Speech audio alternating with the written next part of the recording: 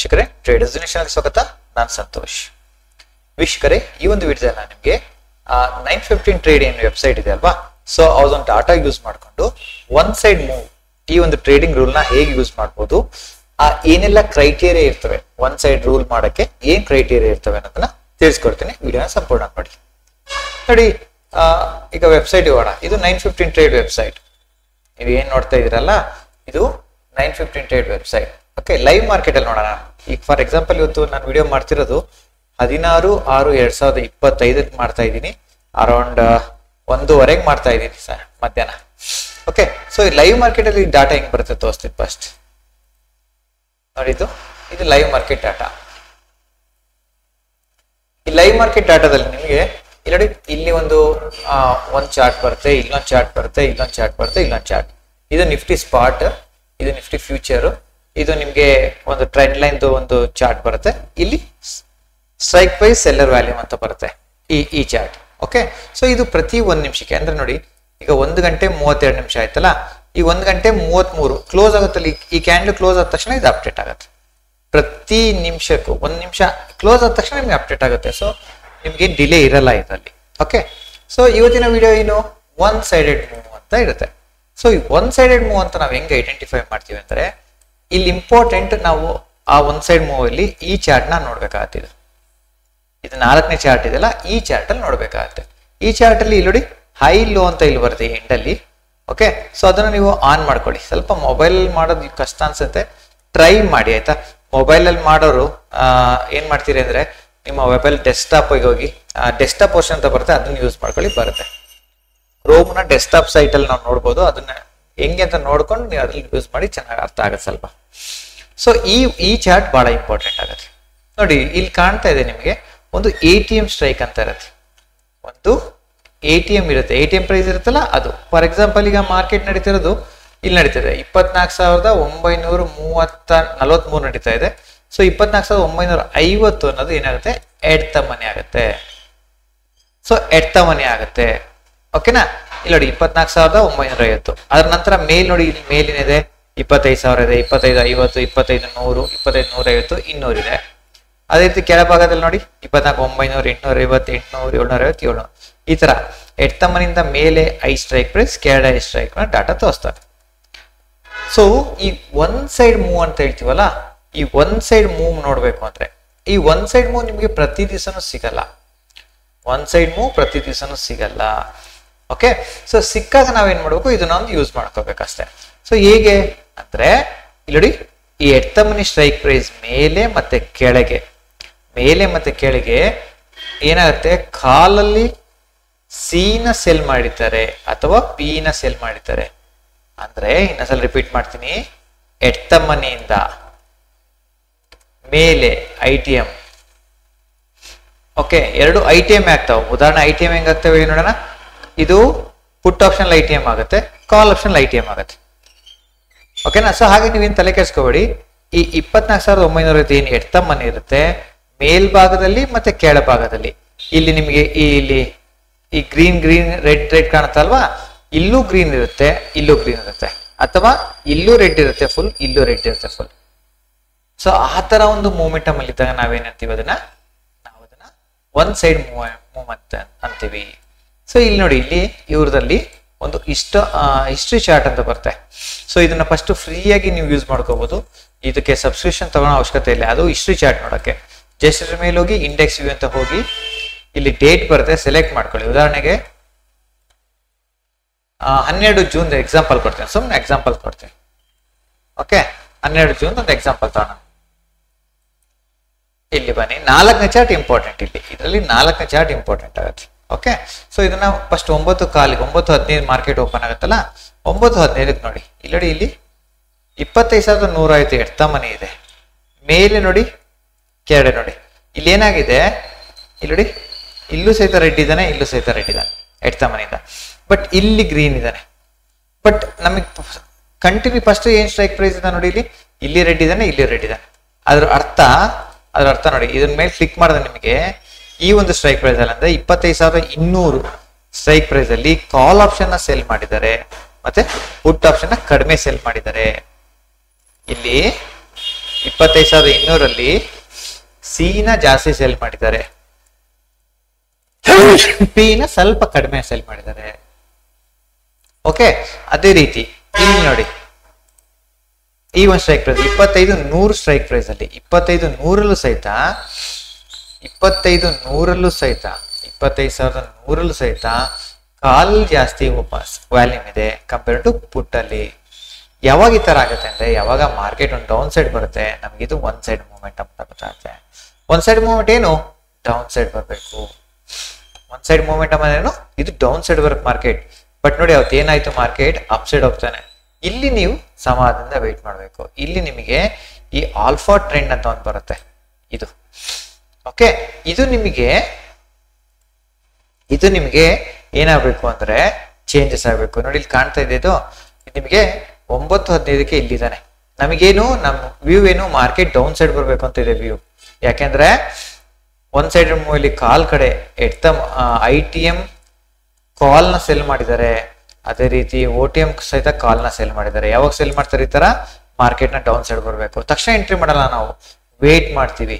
Wait ಮಾಡಿ ಈ arc ಅಲ್ಲಿ ನಮಗೆ ಇಲ್ಲಿ ನಂಬರ್ಸ್ ಇದೆ, 1 ಮಿಲಿಯನ್, 2 ಮಿಲಿಯನ್, 3 ಮಿಲಿಯನ್.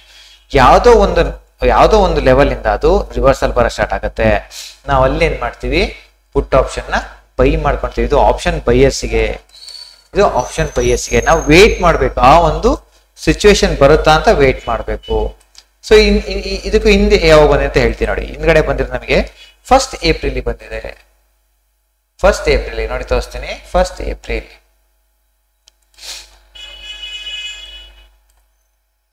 ಸೊ ಇದು 9:15 ನೋಡಿ ಇಲ್ಲಿ ಕಾಣ್ತಾ ಇದೆಯಾ ನೋಡಿ. 9:15 ಒಂದೇ ಸೆಕೆಂಡ್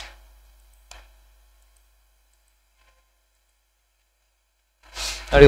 9:15 ನೋಡಿರಿ, 23,400 ಎಡ್ತ ಮನಿ. ಓಕೆನಾ, ನಿಮಗೆ ಏನ್ ಕಾಣ್ತಾ ಇದೆ ಎಡ್ತ ಮನಿಂದ ಮೇಲೆ? ಇಲ್ಲೂ ಗ್ರೀನ್ ಇದೆ, ಇಲ್ಲೂ ಗ್ರೀನ್ ಇದೆ. ಓಕೆ, ಇಲ್ಲೂ ಗ್ರೀನ್ ಇದೆ, ಇಲ್ಲೂ ಗ್ರೀನ್ ಇದೆ. ಎಲ್ಲಾ ಕಡೆ ಗ್ರೀನ್ ಜಾಸ್ತಿ ಕಾಣ್ತಾ ಇದಾವೆ,